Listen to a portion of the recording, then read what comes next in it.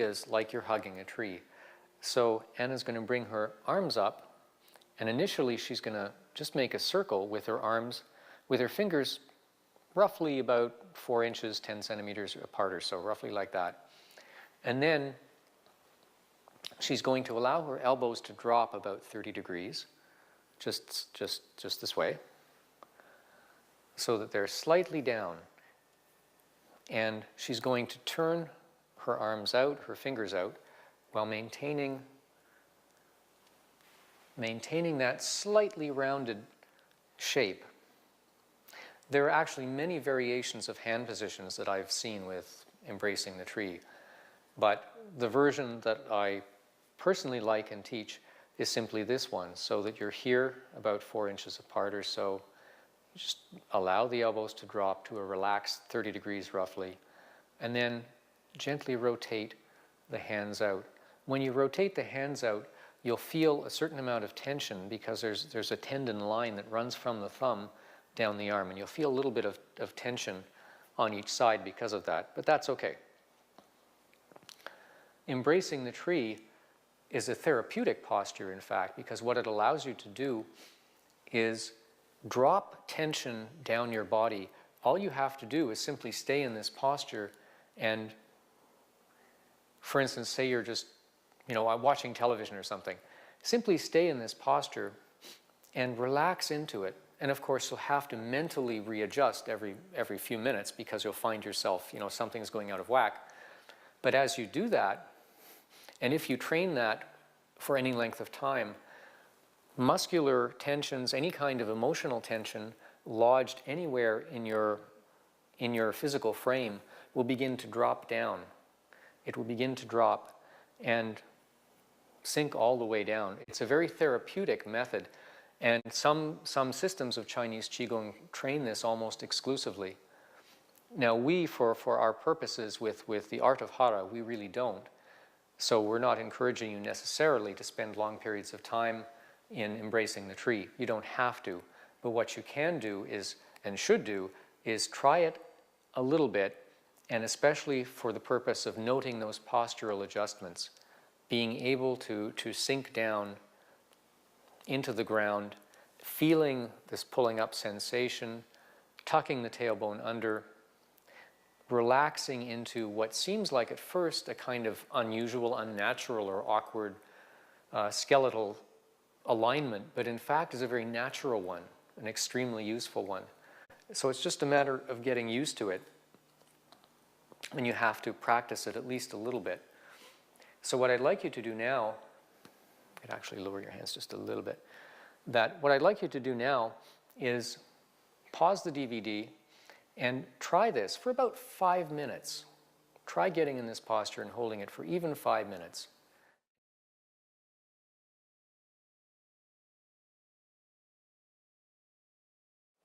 Now, if you've done that for 5 minutes or perhaps 10, you're probably ready to tell me I'm completely nuts, because what it's done is made you extremely tense.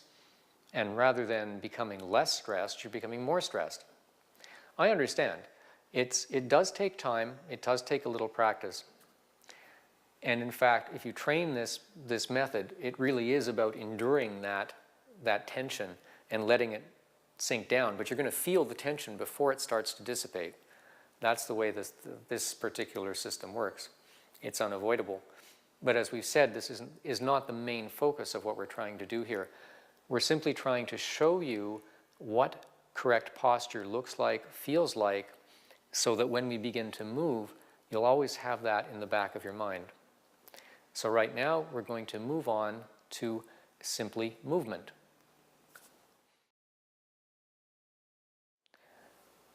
Here's where we begin to teach you exactly about how to move in such a way that movement doesn't become a distraction to you, that movement becomes your ally. This is a way of leveraging all of your day-to-day activities so that as you go through your day, instead of becoming more distracted and more fatigued, you accumulate energy and you remain concentrated, focused, but very relaxed.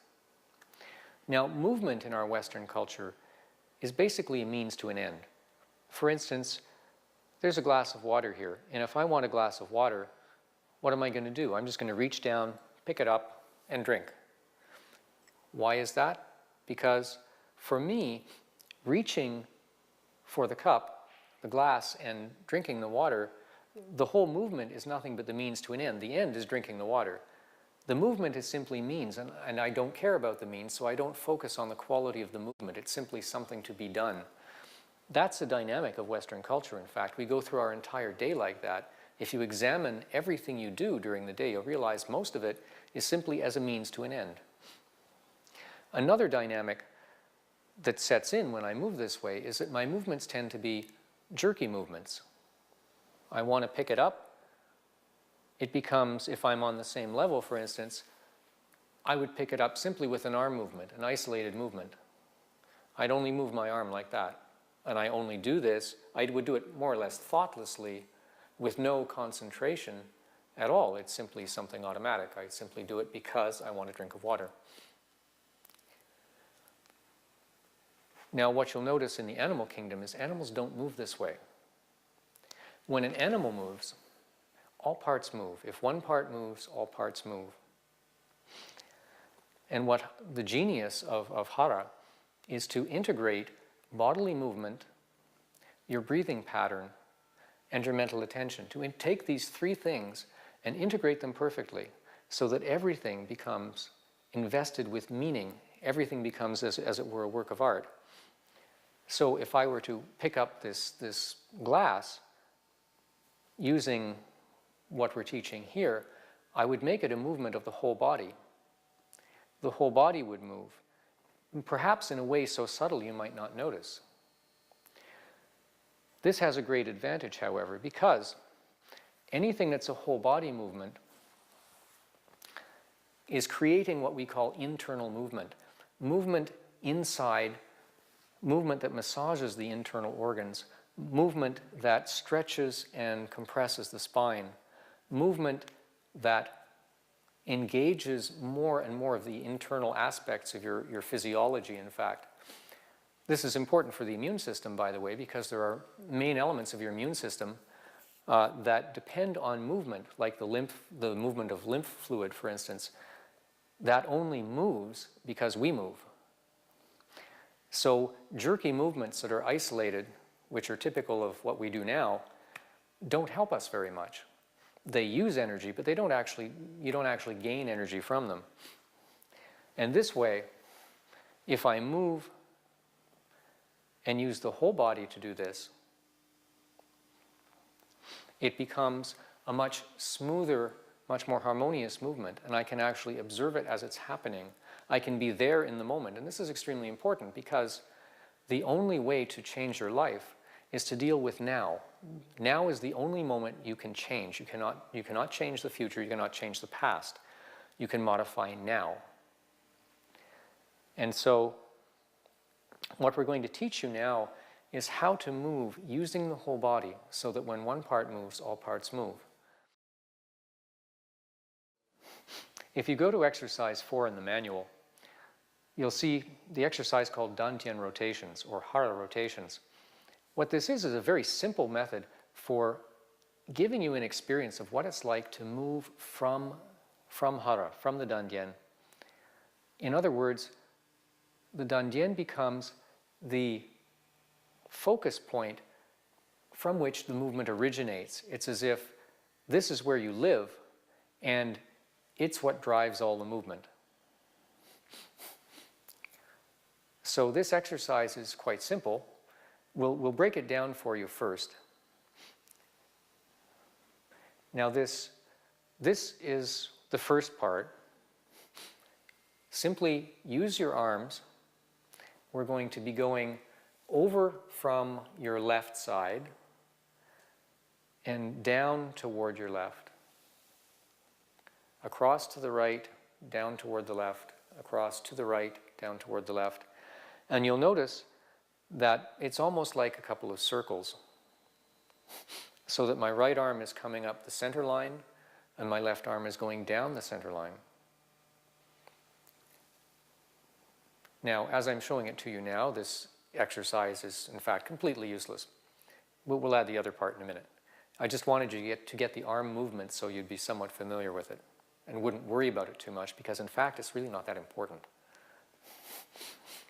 Now what we're going to do is do the same thing, but the movement is going to originate from your hara. It's going to originate from your belly. And the arms are simply appendages. They simply follow that movement. You don't even really need to pay attention to your arms.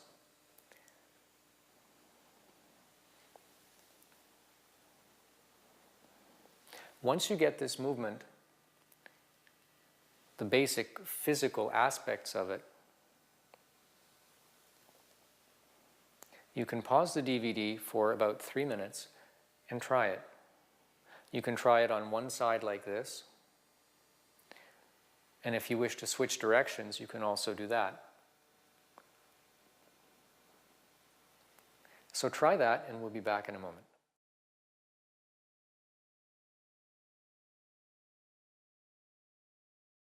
Now, as you're doing that, you've probably noticed that it's a little bit complex.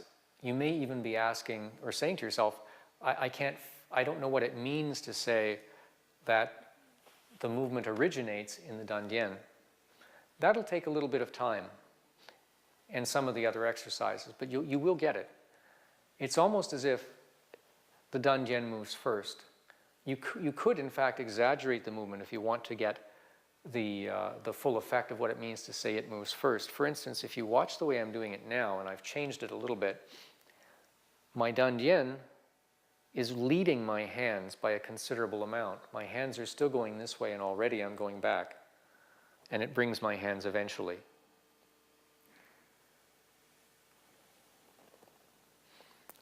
So that I'm definitely in the lead of my hands about 50%. That's okay, it'll show you the dynamic. Then if you want to, you can also tighten it up so that there's a one-to-one correspondence. So your hara is moving at exactly the same place as your arms. Just remember, there's no tension in the arms. The arms are just there. They're just following. And it's an extremely relaxed, harmonious exercise. Remember that your arms are not pieces of wood. They do not move like this. You have joints. Relax them. Relax your shoulders. Relax your elbows. Relax your wrists. Even relax your fingers. Just let them flow in their natural sequence. Now we want to add one more thing to that, which is simply to be aware of your breathing. Just be aware of your normal abdominal breathing as you do this. Typically, that would mean you would pretty typically inhale this way and exhale that way. Inhale across the top and exhale across the bottom. If you do it in reverse, it doesn't really matter. This is, after all, at this point, it's not a martial arts application. It's simply to allow you to integrate things that in your life have previously been separated. Mental attention, breath, and movement. So pause the DVD again for another 3 to 5 minutes and continue with that exercise. In general, however, before you do that, you want to make sure that you do the exercise roughly the same number of times on each side. So if you do it 20 times on the left like this, you want to do it 20 times on the right.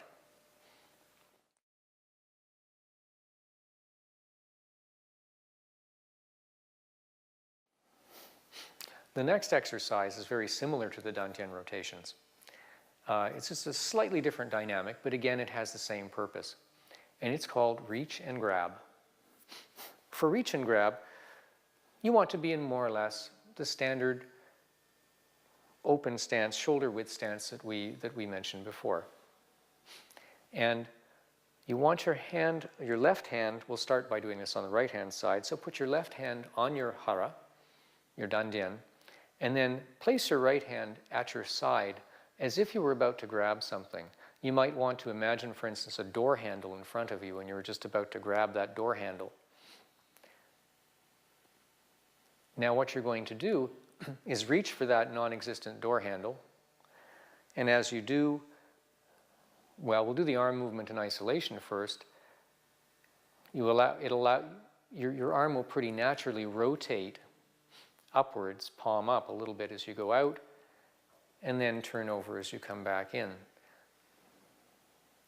And then when you put your waist movement into it, because the movement has to originate from your hara,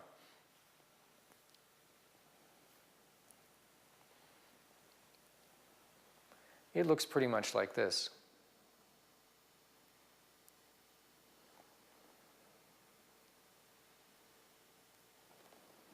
You want to make sure you're relaxing your shoulders, relaxing your elbows, relaxing your wrist. Relax all your joints. Just allow them to do what they would normally do. The opposite to that is to tighten up. And if you tighten up, your arm will begin to be a bit like a piece of wood, and it won't move very much. But you want to relax everything and allow it its natural flow, its natural function. Because your attention, after all, is not on your arm. Your attention is here. So that's what you want to do. You're just doing this very naturally, very easily. And putting your hand on the hara is simply a way of reinforcing the fact that that's what you want to pay attention to.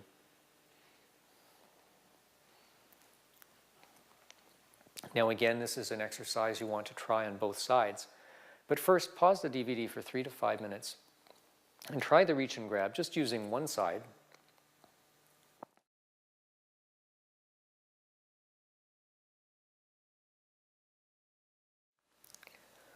Okay, if you've tried that, you might want to switch to the other side for another 3 to 5 minutes. And then come back and we'll add one more dynamic to it.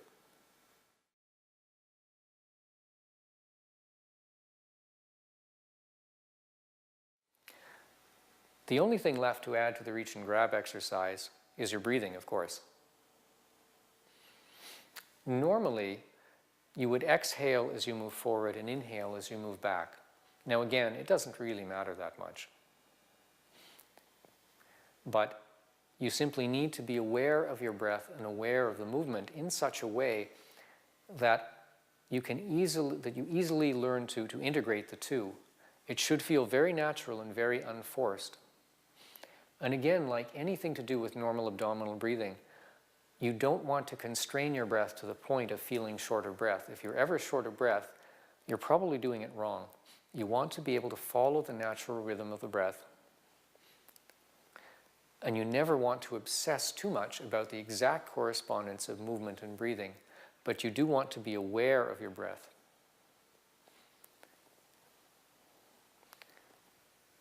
So pause the DVD again for another 3 to 5 minutes and try it, this exercise, but integrating attention on your breath and being aware of the breathing, the inhaling down to hara and the exhaling as you do this. Then we'll be back in a few more minutes and we'll get into a much greater form of movement.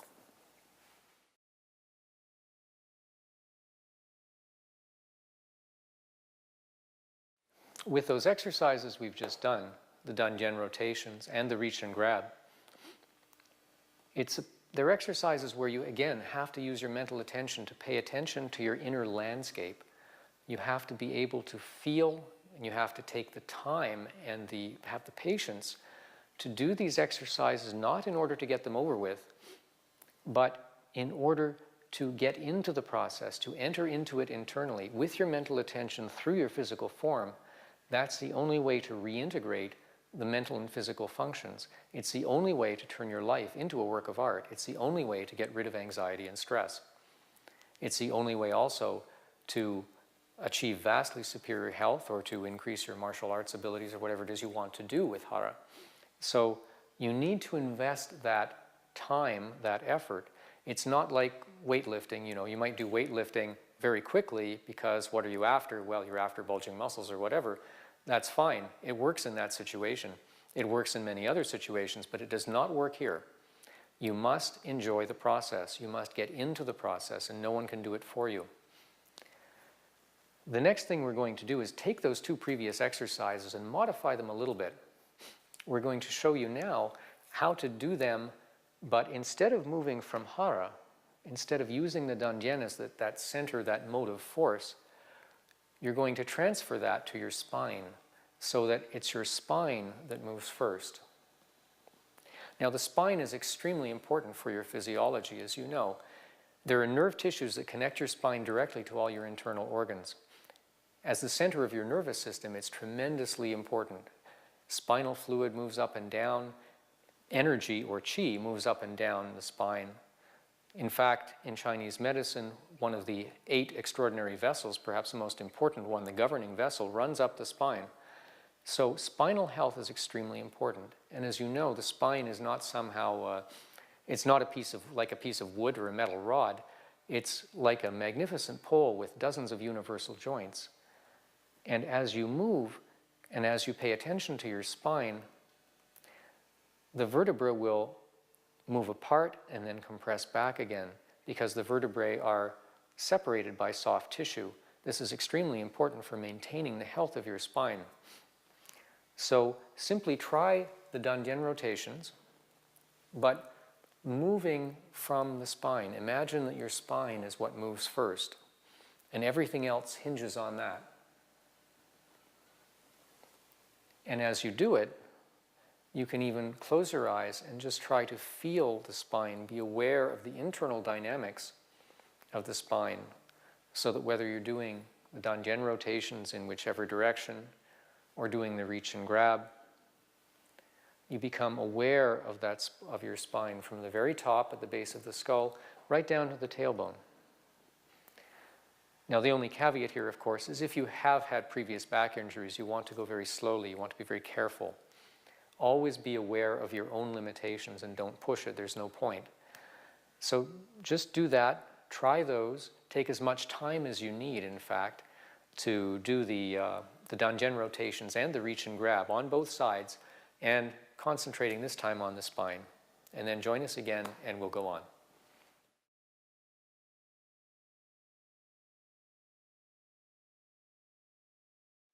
One of the main dynamics of psychological stress or anxiety is that energy tends to move up higher in the body.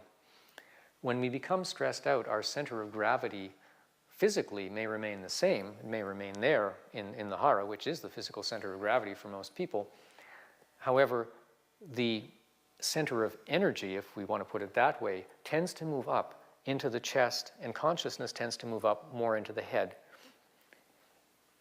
Now, the problem with this dynamic is, the stress dynamic is, as we know, it has many, many physiological downsides and results in all kinds of physiological symptoms that are extremely unpleasant. It also damages our system over time. So what we want to do is be able to sense this dynamic when it happens and stop it before it goes anywhere. We want to be able to keep our center of energy distribution here. We want to be able to prevent energy from rising too much into the chest, which is what happens in almost any negative emotional state. In order to do this, there's a method called rooting.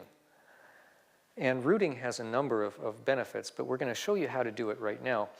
You want to get back into the horse stance or horse riding stance. In other words, that stance we talked about when we first studied posture. So you want your feet to be roughly shoulder width apart. And you want to use all of the postural adjustments that we talked about before. You want to feel as if you're hanging from the byway point. You want the tailbone tucked under. You want the knees slightly bent, but not bearing weight. And you want the weight to be evenly distributed on your feet, both between the feet, and each foot should have the weight on it distributed pretty evenly on the surface of the foot. So that's how you want to be. And for the purposes of rooting, what we're going to have you do is perhaps spread your feet a little farther apart, so that for this exercise, if you draw a line from your shoulder, the outside of your shoulder, straight down, that line would touch maybe the inside of your foot, as opposed to the outside of your foot, in which case you'd have a narrower stance. You want to have a little bit of a wider stance for this. So you can sink into that posture, and the first thing you want to do is understand the basic concept of rooting has to do with it will make the lower part of your body from the waist down seem very heavy and very solid. Not awkward, but very heavy and solid. And it will eventually make your torso feel very light, almost empty. And that's when that's a sign actually that energy is not rising anymore up into the torso where you don't want it to be, but it's staying where it's supposed to be. So for the purposes of this exercise, we adopt this posture, and what you want to do is relax and focus momentarily on your breathing. And then when you're relaxed, when your mind is calm, and your body is relaxed, or as relaxed as it's going to get in this stance, you want to focus on your feet. And you want to imagine tension draining into the lower part of your body. Feel the lower part of your body is extremely heavy. Imagine that this weight is actually penetrating into the ground, forming a root that goes into the ground at least a foot, say 30 centimeters. Imagine that your feet are actually rooting into the ground. Imagine you're like as if you're a plant and you're growing roots into the ground. What you want to do is pause the DVD here again for another 3 minutes or so and just play with that mental association. Just get used to the idea of sinking down, of being solidly rooted, and then come back.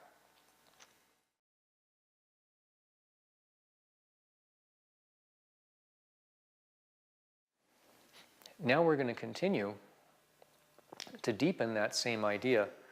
For this section, spend another 3 minutes, but imagine that root going even deeper, so it's equivalent to the height of your body. That's the depth of the root is equal to the height of your body. So take another 3 minutes and work on that. Just allow yourself to feel that perception and allow tension to sink so that you begin to feel very light on top and very heavy on the bottom.